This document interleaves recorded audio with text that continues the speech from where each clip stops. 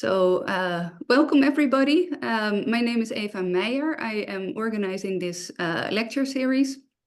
I'm a philosopher and also a novelist. And I had long COVID since a COVID infection in October 22. I'm now more or less recovered. But when I was ill, I found it very alienating that there is near complete silence about long COVID and other post-viral illnesses in our society, but also in academia. And this led me to the idea for this series, because I think it's very important that we collectively think about the meaning of long COVID and other post-viral conditions as philosophers. And also to raise awareness and foster solidarity, because this group of humans needs medical attention, solidarity, support, but also reflection. So I'm hoping that this lecture series will contribute to that. A few notes of housekeeping before we start. As I just mentioned, the session is recorded and will be made available on the website soon. The program of the rest of the series is also available on the website, and I put a link to that in the chat. I also made a Google document called the Long COVID Plus Connections for literature suggestions, but also networking and whatever else you want to share. There's also a link to that file in the chat, and we will share it through our mailing list. For practical questions, you can email Elu Kingma, who works at the Amsterdam School for Cultural Analysis. Elu is here as well today, and I want to thank them very much for their support and assistance with organizing this series. So now, without further ado, it is my honor to introduce our first speaker. Oh yeah, one thing, we will first, Vivienne and Matthies-Boon will speak for around 20 minutes. And after that, there is room to ask questions. You can do that by raising your hand, by using the reaction button below, or you can write into the chat. I will also look at the chat. So please save your questions for after the talk. And our full session will be around 45 minutes. So now it is my honor to introduce our first speaker, Professor Dr. Vivienne Matthies-Boon.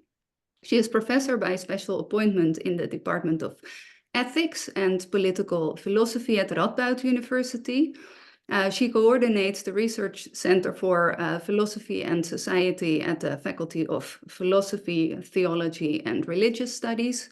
She also leads the ethics platform within the National Network of Excellence for Post-COVID and coordinates an ethics committee that advises and guides the establishment of long COVID outpatient clinics in the Netherlands. Vivienne Matthies-Boon has an interdisciplinary philosophical background in German critical theory, existentialism, and the phenomenology of political violence.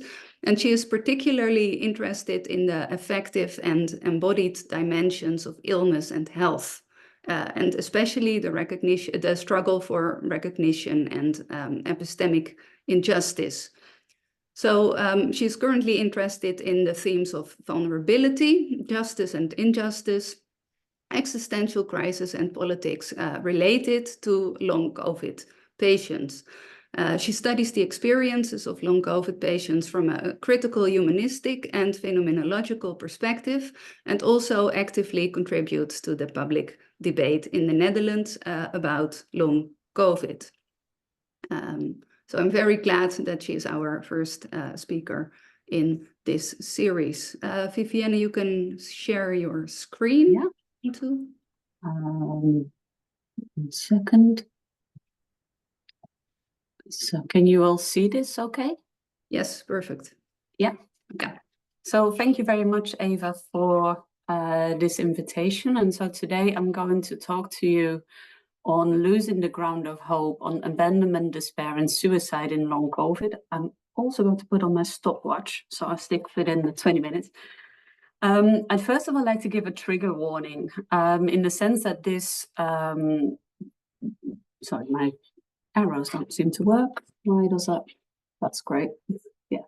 I first like to give a trigger warning in the sense that this presentation discusses, of course, a sensitive topic of suicide that many might find troubling or disturbing or still confronting in an existential nature. So do feel free also, to leave in a sense if it becomes too much or you feel that it triggers you in particular ways. Now, in this talk, I will argue that suicide is not inherent to the physical nature of the illness of long COVID as such, nor is it the outcome of a mental pathology.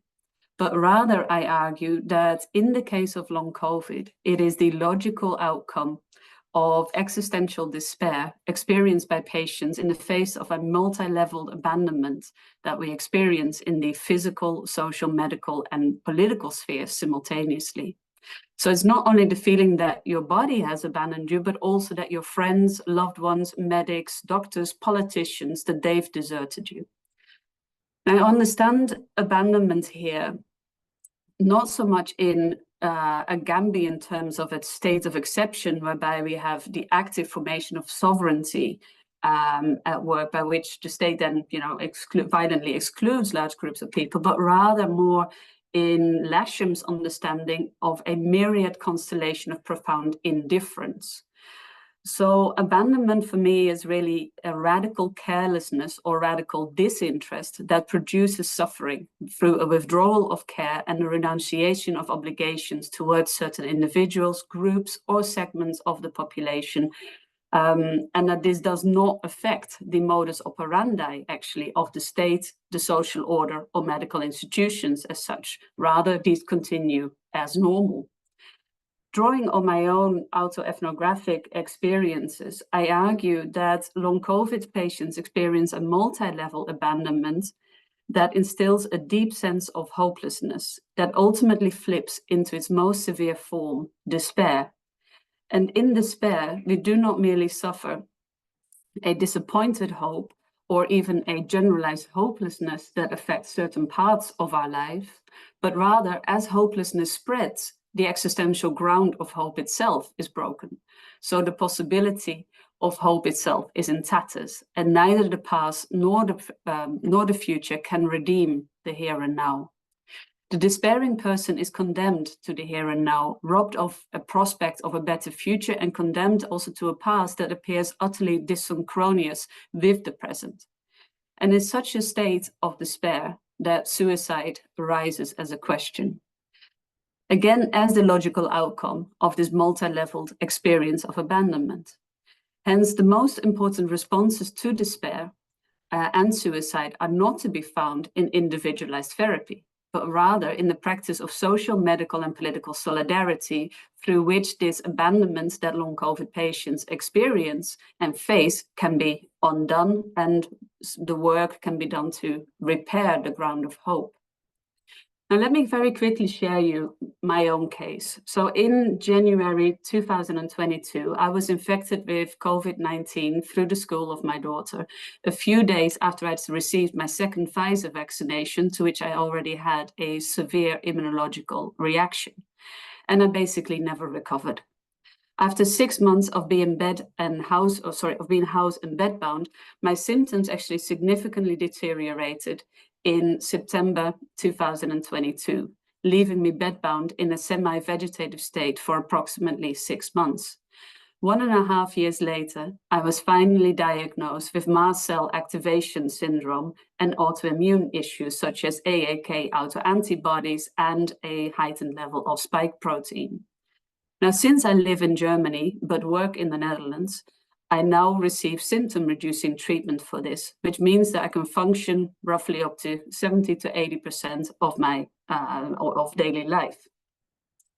But in March 2023, another surprise hit us, and that is when our 7-year-old daughter never recovered from her second mild infection and was diagnosed with long COVID and COVID-related brain damage. She also had the autoantibody, sorry, it's a German term, and was discovered with was diagnosed with brain damage and brain inflammation. Now, the medical specialists here in Germany that we saw were very, very clear. Avoid reinfections at all costs, as reinfections will chronify the disease further and will make you much sicker, and also might mean that your current therapies will no longer work. So in terms of abandonment, the first level of abandonment that I think we suffer as long COVID patients is the abandonment of the body.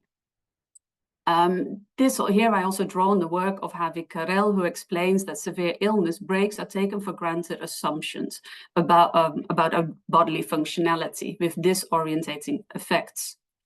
The malfunctioning body suddenly appears to us as a problematic object, rather than the unproblematic background through which we operate in and through which we are conscious of the world. In severe long COVID, this shock, I argue, is deep because long COVID does not affect a part of the body, but throws the entire functioning of the body into disarray.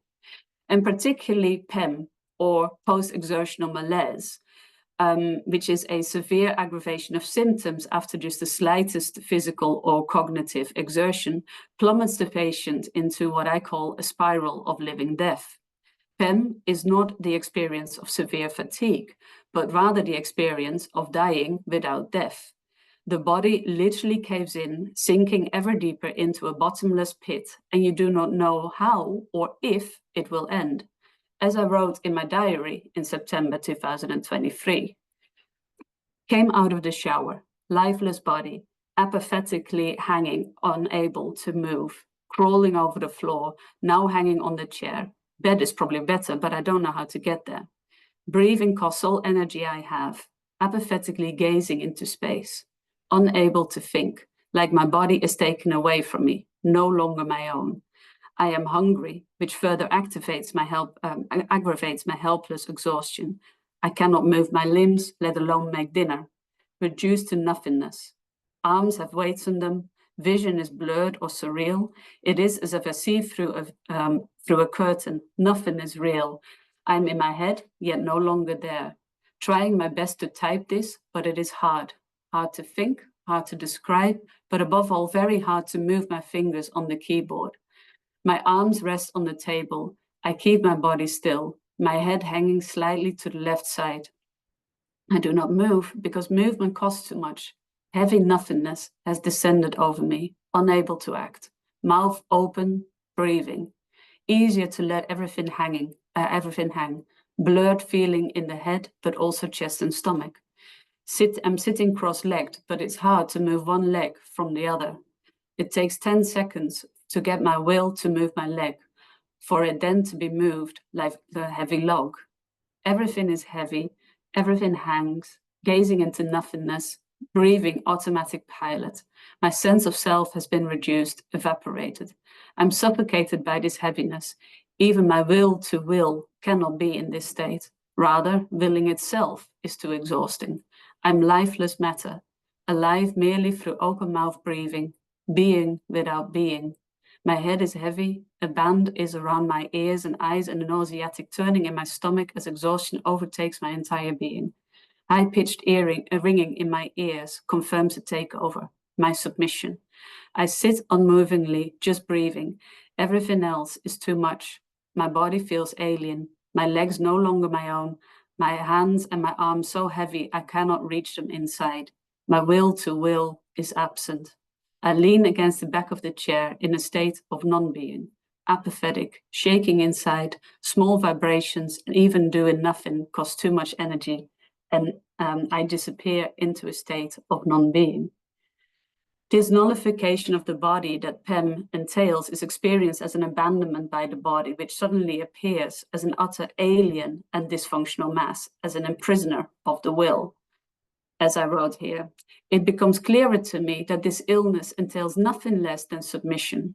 Submission to a force or an authority so great that one does not stand a chance. Incapacitation, utter nullification of the will until the storm is over.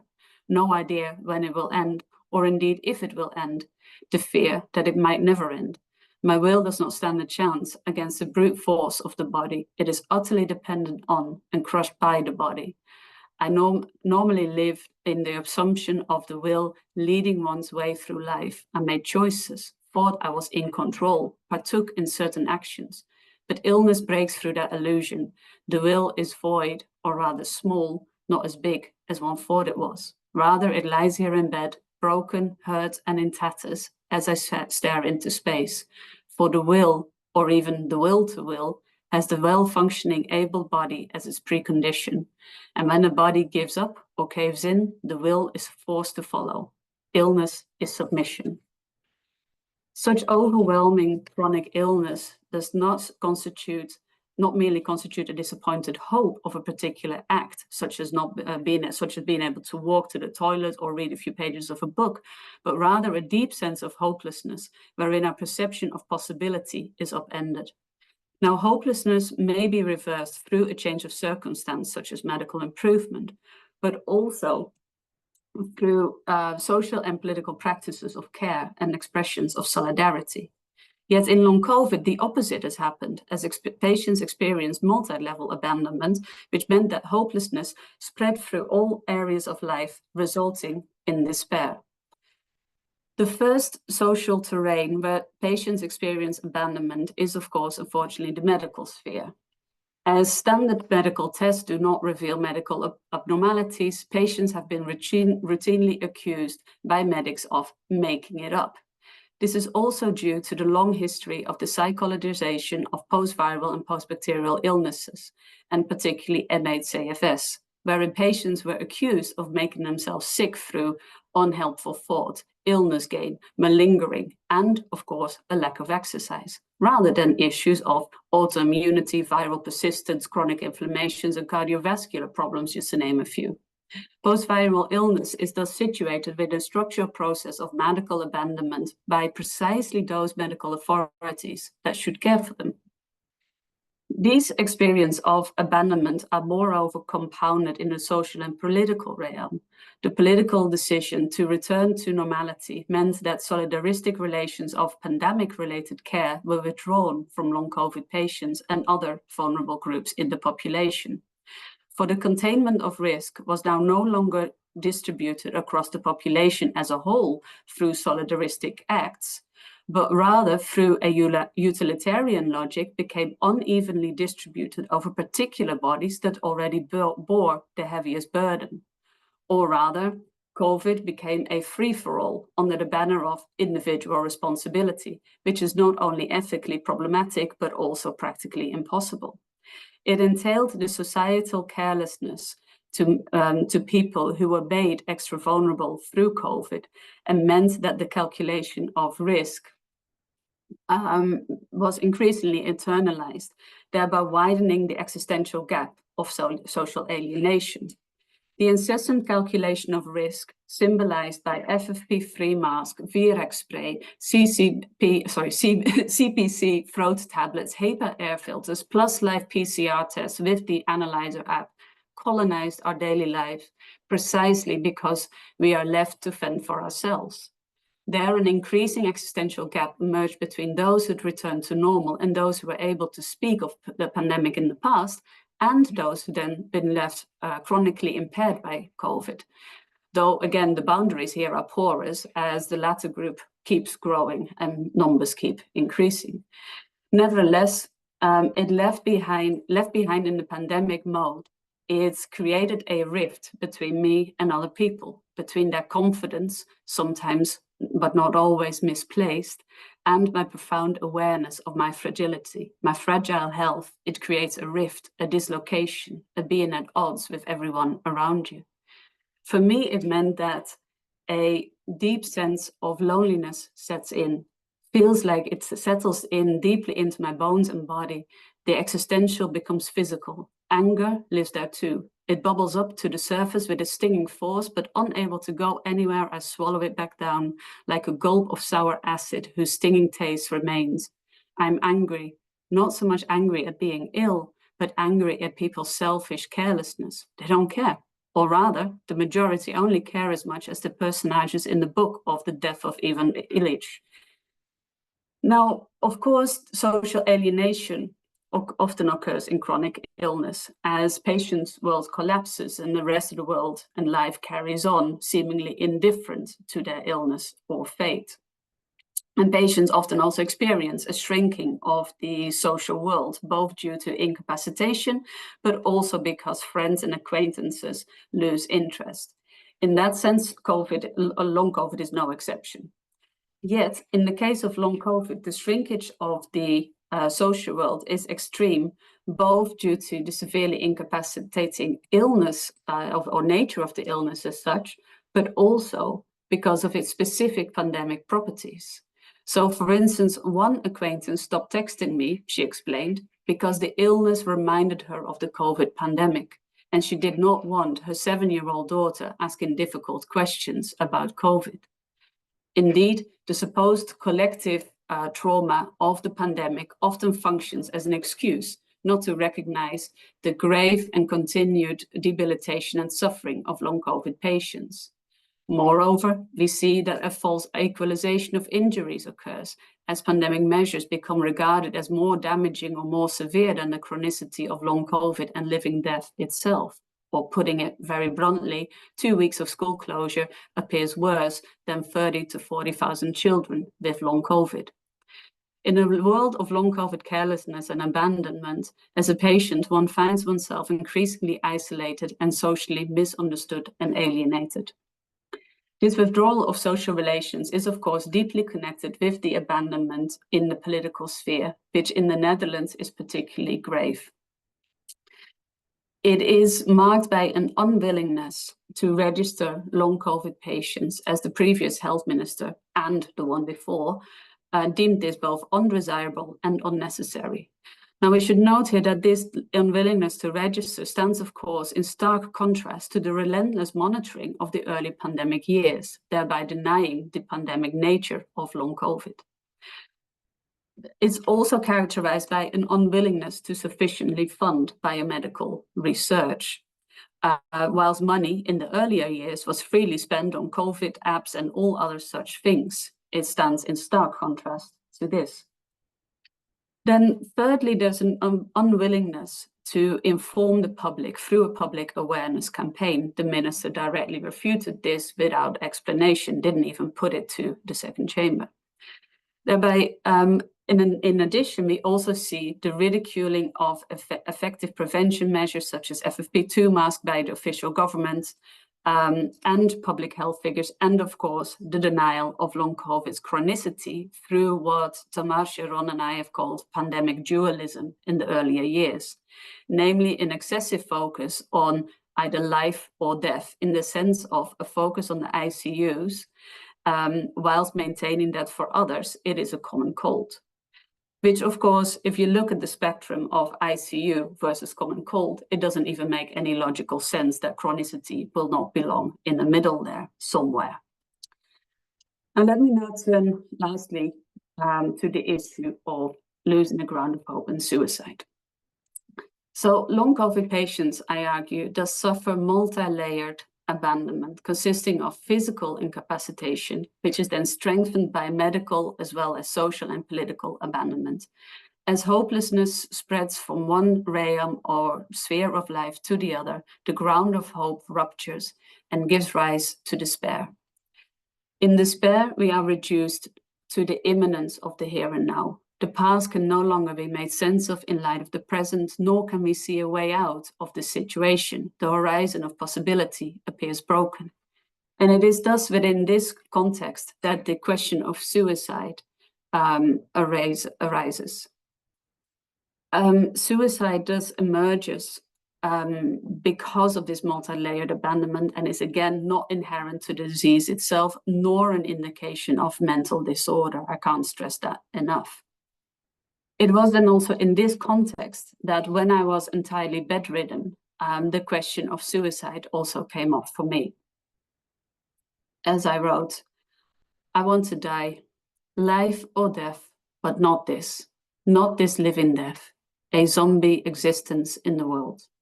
I don't belong to this world anymore. The world has pulled itself away from me, or I from it, no idea. But this feeling of overwhelming malaise means that the world and I became strangers to each other, entirely deprived of any prospect or future.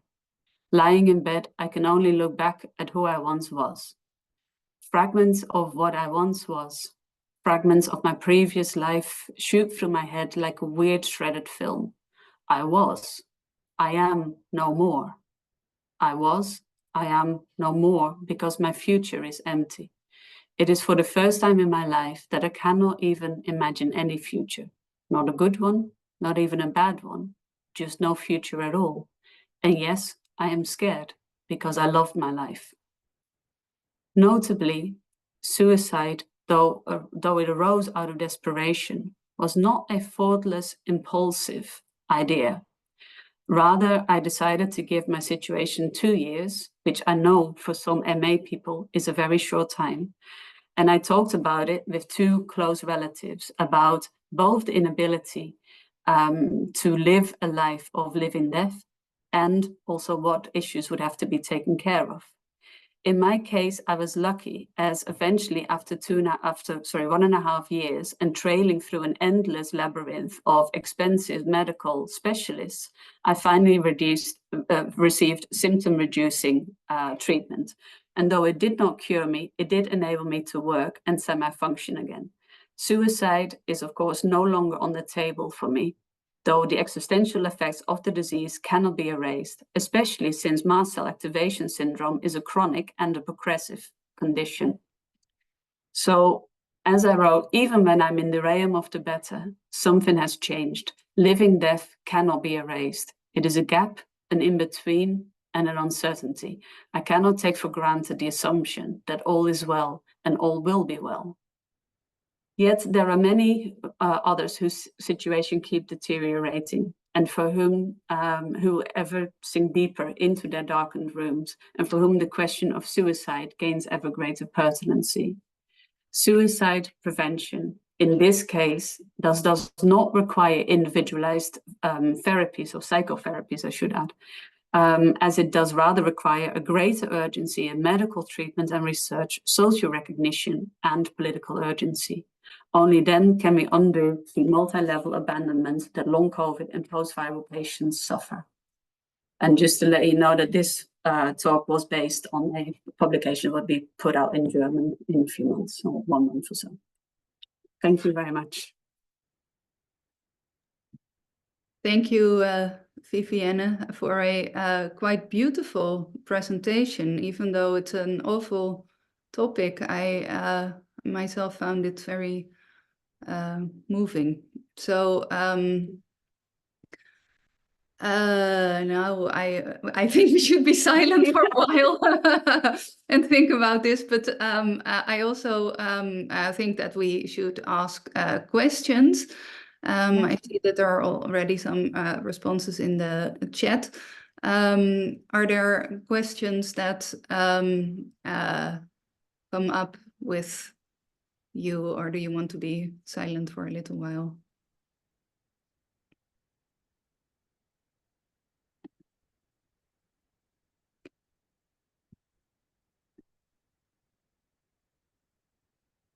I see a question from Jay Post, who is wondering about the loss of autonomy, which they think is as significant as abandonment. Could you say something about that? I think they're right, but I would actually say, and this is where I'm currently doing some more research that draws on a German philosopher, although Italian originally, of Giovanni Maio, who also actually talks about the myth of autonomy as it's commonly perceived in the philosophy of the subject. So this idea that we are a strong subject, able, like optimistic, and able to control our lives and act in our world as if we are self-contained units. And Mayo is actually saying that, well, autonomy actually doesn't function on those bases, but rather on on the condition of vulnerability and on fragility. And that actually it's through this shared condition that we can become autonomous and can act overall. So that's my current work that I'm looking at, because coming also from, and this is a bit of a philosophical answer, I know, but coming from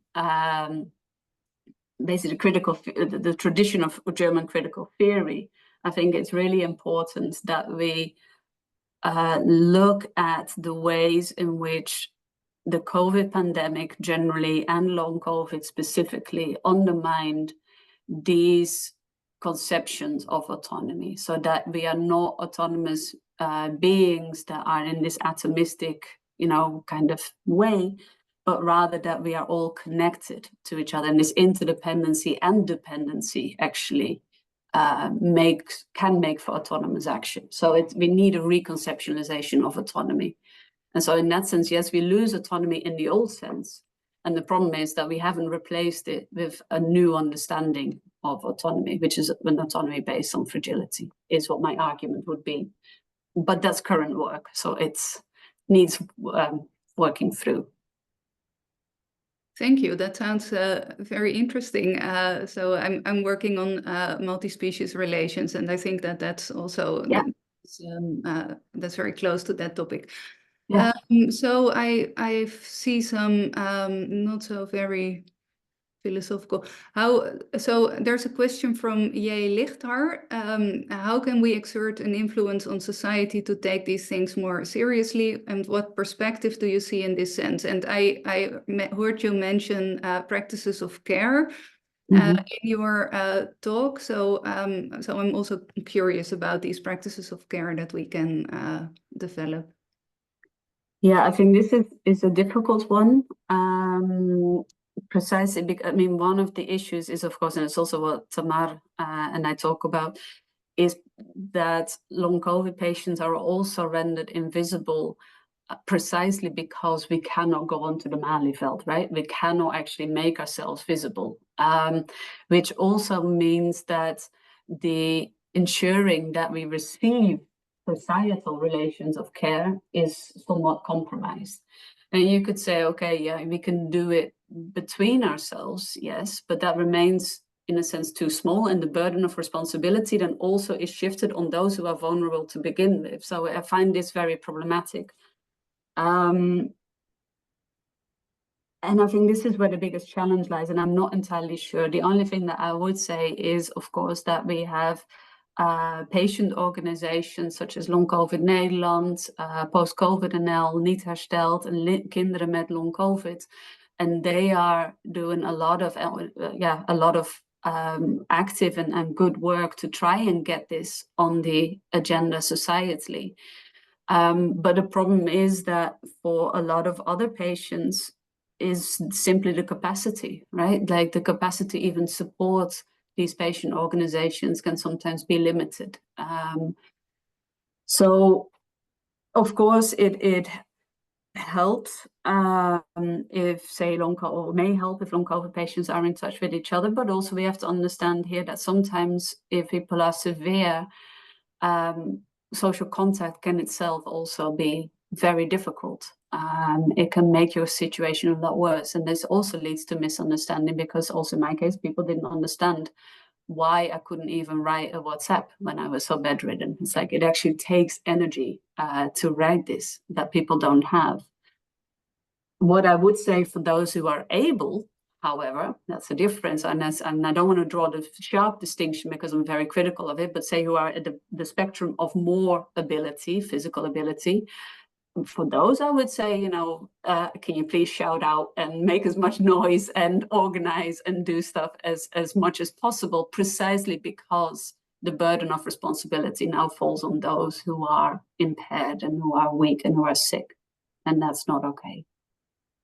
And there's a personal question related to this, asking how we can personally support patients. And I think you said a little bit about this, but what I found was that a lot of people don't understand that interaction makes you sicker. So people kind of keep offering help, but it's awful because you need to be friendly to them and, you know, send a nice message back. And even that can make you worse. So yeah, could you say something about that?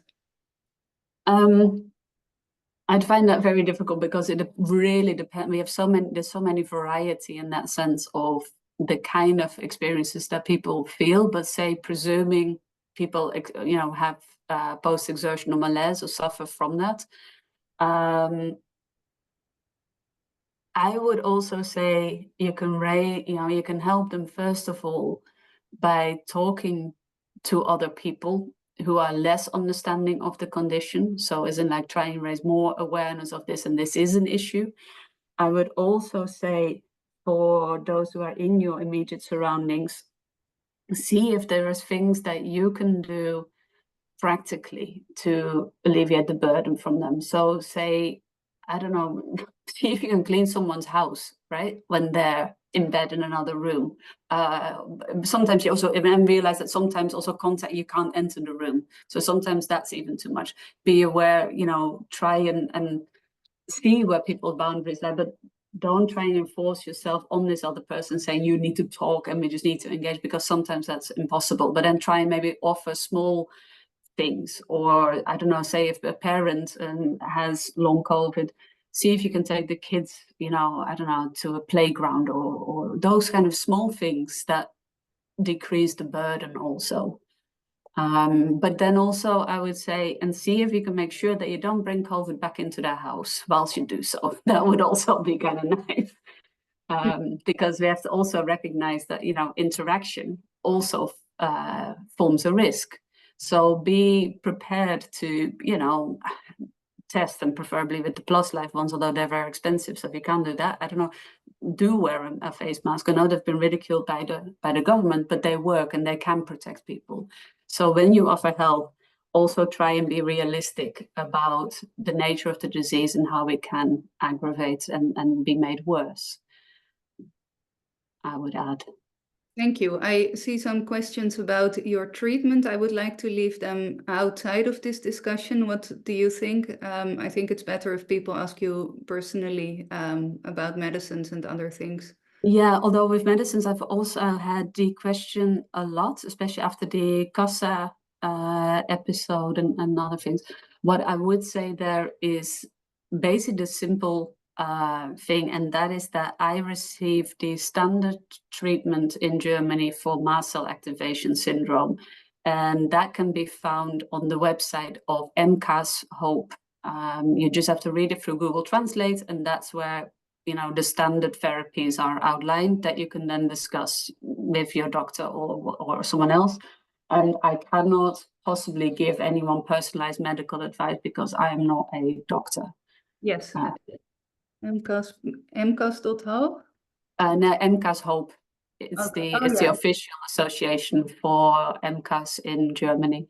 And there's also a really good book on MCAS. And it's not to say that every patient will have MCAS, but we often find that it works. Yeah, anyway, there's issues. Anyway, I'm not going into the details of the immunological system here.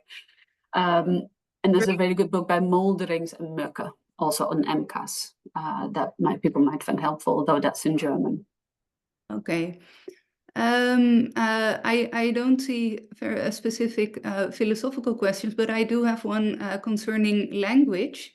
Yeah. Because I think that our language also falls short of describing the experiences that you described on a personal level and on a social and political level, because I think that in Dutch we don't really have a word for fatigue, so we say vermoeidheid, which is being tired, you know, and I think that that word does a lot of harm in the understanding of long COVID. So I had to I agree. all the time explain it's not vermoeidheid, it's like being paralyzed. You know, you can't do things, like sending that text message that you just said. So I'm curious how you think about the role of language and also stories and new narratives about illness with regard to your presentation? I think language does play a big role here, and also we should realize that it's not just that, say, vermoeidheid or tiredness or even fatigue, that they don't cover it, but rather it's also rooted in a long history of the biopsychosocial model and the psychologization of this illness, as in like, oh, it's just that, right? So it immediately also degraded the experience. And I would say that philosophically, there's of course also a problem here of finding a new language, in that these are terms that fall outside of the shared symbolic realm of the life world, as in like they have a different reference or a different system of reference that those who have not experienced long COVID can't really understand. And that makes it so hard. But I would also say that we can actively, as a long COVID community, and I do know that, for instance, the patient organizations, they do play a big role in this, and they already do this whenever they can, use other terms, as in like outputting, so exhaustion, or here in Germany it's also erschöpfung rather than tiredness. And I would say in that sense, sometimes the images of what, for instance, severe MA is, which is 50, in Germany, they say that roughly 50% of long COVID patients, it has MHCFS and has these autoantibodies and other things. And MCAS is also related to this, but anyway, that sometimes the images of actually what life also looks like when you have severe MA does more than the words. They can't really describe it. At the same time, I would say I think that we should try this philosophically and also through more literary narratives, through stories. But the problem with stories is sometimes that they remain on the anecdotal, right? We have a lot of anecdotal stories in the Netherlands of people doing this, and we need also systematic analysis of what's going wrong. So I'm on that level of stories and testimony, I'm very much, I mean, I'm doing that kind of research myself as well, but I think it also needs to be tied with a structural analysis of injustice, because I think, you know, it compounds the experience. Sorry, that was a slight detour at the end, but yeah, I hope it. Oh, that's very interesting, thank you. And I was also struck by your use of the words life and death, because I described it also to a friend, like carrying a dead body in your living body, because it's, I don't know, it's somehow very much the experience of death, which is very strange. So I think we have time for one more question, and Jepos asks if you can say a little bit more about the framework of abandonment and also what keeps it in place in society. Okay. In terms of philosophically about abandonment, so I basically use the work of Lasham, Steinbeck, and several others to say, you know, how despair and hopelessness, how that is rooted in this phenomenological or existential sense of abandonment. However, I think, and this is where they then fall short, philosophically and analytically speaking, is that this abandonment is kept in place, I would say, almost by two things, two specific things. The first is that the economic system that we live in really presumes that you can make it if you try, right? So you are, I mean, and the blunt version of that is you are sick because you don't try hard enough. I mean, that's putting it very, very bluntly and very, you know, but it has this strong subject again as this idea of, you know, that's what you ought to be. And if you're not, then it's your failure and it's looked upon as suspicion. And it's also within this context that then when people are confronted with vulnerability, which the COVID pandemic did and does, and long COVID also does, then we get what we call a Pollyanna backlash, which is a defense mechanism, like almost a psychosociological defense mechanism by which the person tries to maintain this idea of a just world, or a world that is stable and that they know. So confronted with fragility, there's then what often happens is victim blaming, because I blame it on you because then I can make my world safe, and I mean that I'm not at risk of developing long COVID, or I'm not at risk of etc., etc. And it's this defense mechanism that is also at the foundation of this stigmatization. And those are issues that, for instance, I'm looking at with a German researcher and head of a psychiatric unit here in Leipzig, Georg Schomeres, on these levels of stigmatization and how we want to maintain this, this safe, strong world whereby we are in control. And actually what long COVID does is show that that's a myth and that actually we're not in control. And that, of course, relates to a lot of other issues, right? We can also think of climate change. We can think of a lot of other things by which we see the similar dynamics going on. But this is just in relation to long COVID now, specifically here. Thanks very much. I think we're nearing the end of this session. I have a literature question from Babette, but I want to propose to use the Google Doc for that.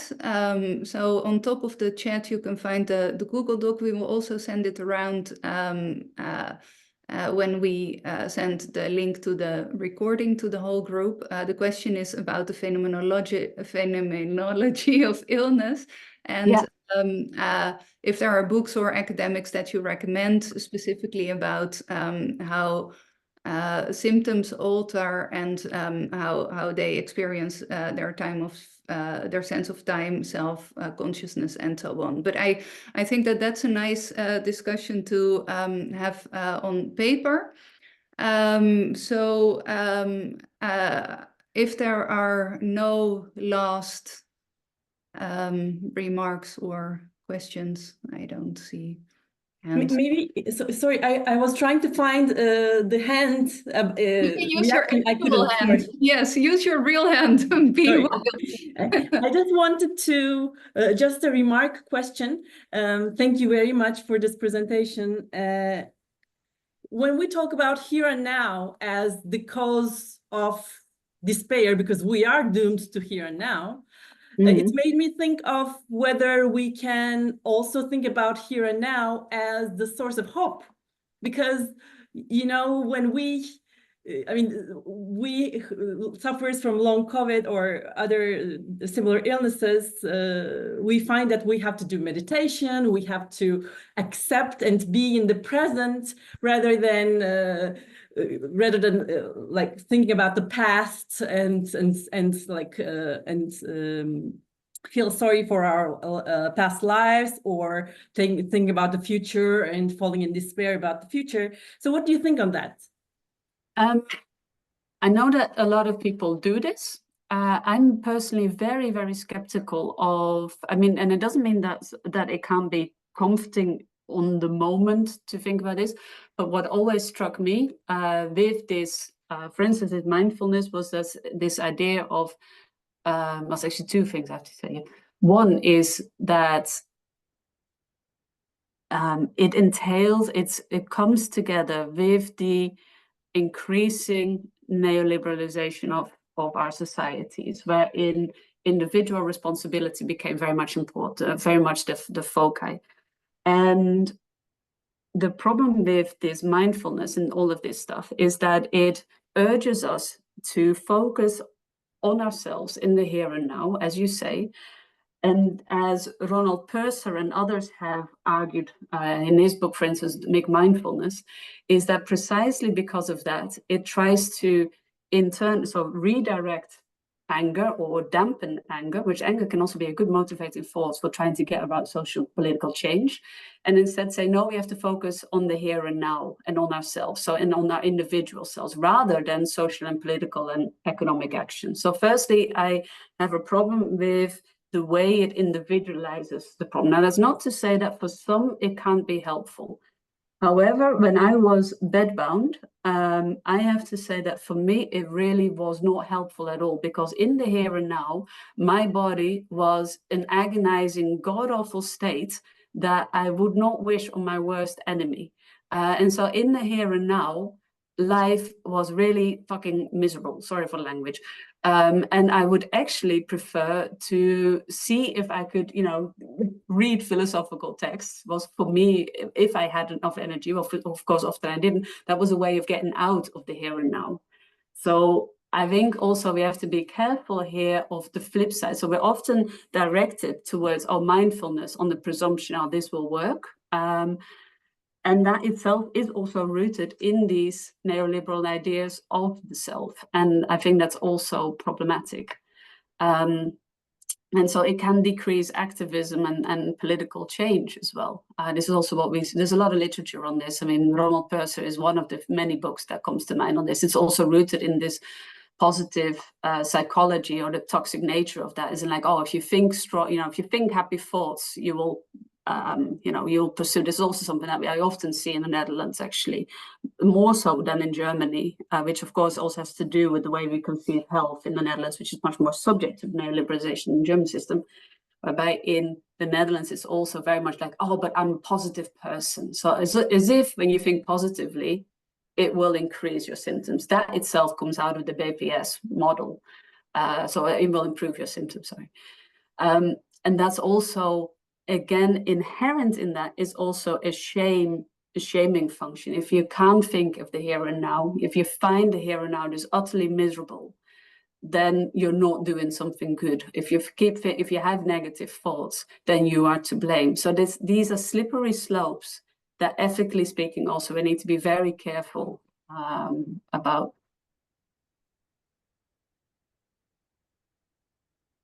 Thank you. I think that there are more comments in the chat. For example, one by Marvin about different times, like crip time and queer time and mad time. Yeah. Maybe we can also continue this in the Google Doc. I would appreciate that if you want to contribute to that. So now I want to thank you, Vivienne, for a beautiful presentation, and also for speaking with us today. I want to thank everybody who was here for a very fruitful first conversation. I hope to see you in a couple of weeks. The next session is on October the 1st, if I'm correct. And you will receive an email from us before that. So take care, everybody, and hopefully see you soon. Bye. Thank you. Bye-bye. Thank you for organizing this, Eva. Thank you. And Elo. Elo, hè? Ja, Elo ook. Bye. Thank you.